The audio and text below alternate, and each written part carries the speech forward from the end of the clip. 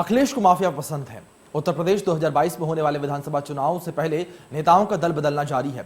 इसी कड़ी में मुख्तार अंसारी के बड़े भाई सिबकतुल्लाह समाजवादी पार्टी में शामिल हो गए हैं, जिसके बाद बीजेपी सपा पर हमलावर हो गई है। देखिए रिपोर्ट। 22 के दंगल में डॉन के सहारे अखिलेश, मुख्तार के परिवार की सपा में एंट्री। सिबकतुल्लाह अंसारी, मन्नू अंसारी सपा में शामिल। बीजेपी ने अखिलेश पर साधा निशाना। यूं तो सियासत में कोई अछूत नहीं होता, लेकिन यूपी की सियासत में आज जो हुआ उसने पूर्वांचल की सियासत को हिलाकर रख दिया है। क्योंकि अब तक अखिलेश यादव जिस परिवार से दूरी बनाते थे और जिसकी वजह से 2016 में उनकी पार्टी टूट तक गई थी, उस डॉन मुख्तार अंसारी का परिवार अब अखिलेश को पसंद आने लगा है। यूपी की सियासत में सबसे बड़ी खबर यह है कि मुख्तार अंसारी के भाई और पूर्व विधायक सिबकतुल्लाह ने मन्नू अंसारी के साथ सपा का दामन थाम लिया है। लखनऊ में सपा कार्यालय में दोनों ने अखिलेश की मौजूदगी में साइकिल पर बैठकर 2022 के रण का बिगुल फूंक दिया और अब वो सपा के टिकट पर चुनावी मैदान में ताल ठोकते नजर आएंगे।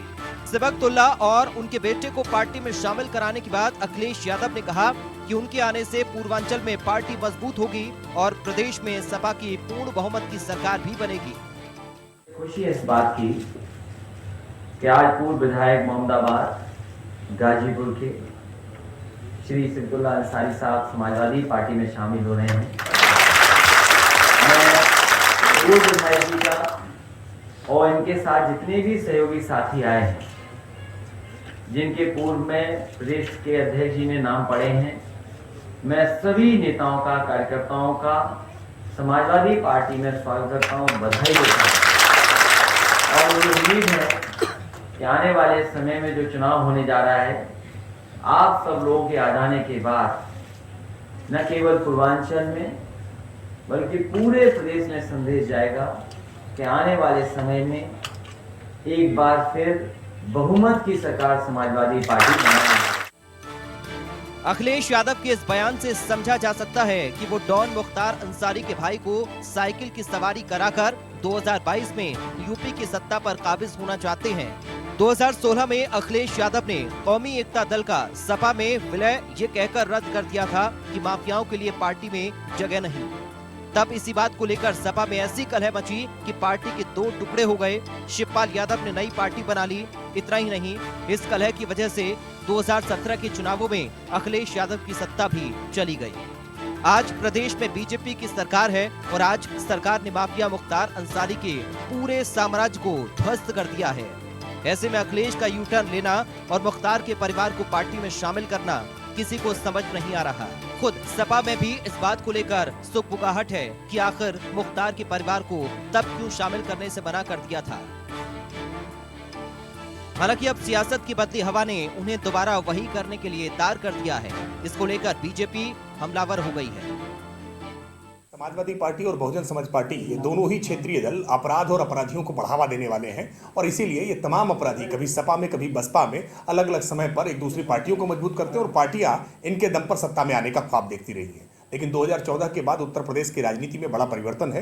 अब अपराधियों की और जाति जमात की राजनीति के आधार पर उत्तर प्रदेश में सत्ता में नहीं आ सकते। हमने आज अपराधियों को घुटनों के बल बैठा दिया है। उत्तर प्रदेश में आज माफिया पनाह मांग रहे हैं। आज माफियाओं की स्थिति बिगड़ी हुई है। इसलिए अब माफियाओं के भरोसे समाजवादी पार्टी अपनी साइकिल को आगे नहीं बढ़ा सकती।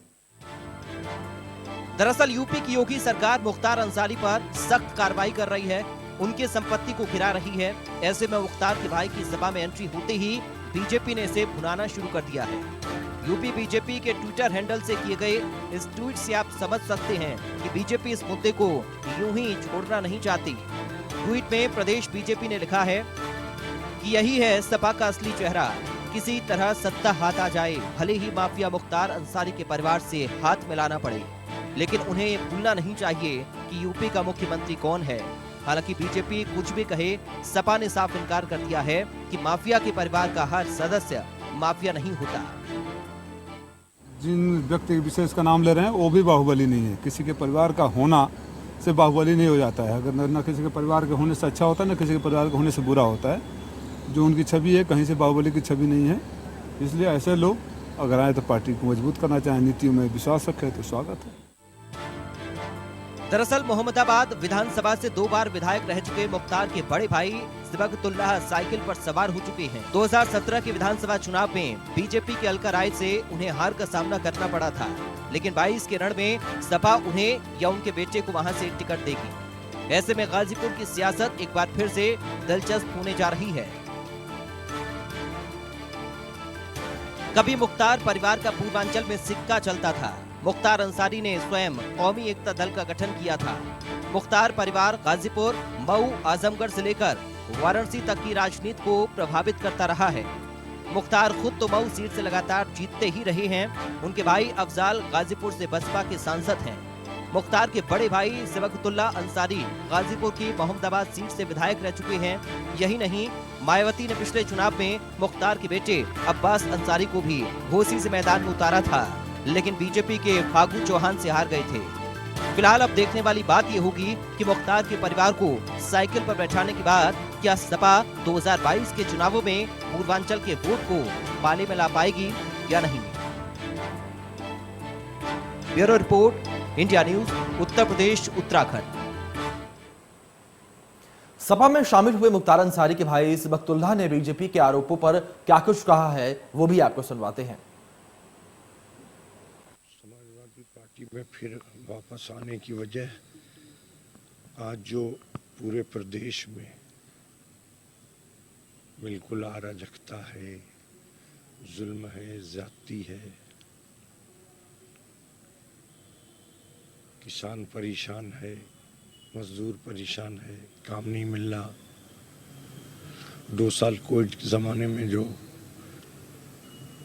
बगैर गैसों के मर गए लोग, तो उन सबको देखते हुए आज आवाम की एक की आवाज़ है कि भाजपा को हराना है, इन्हें हटाना है, इन फासिस्टों से निजात हासिल करनी है।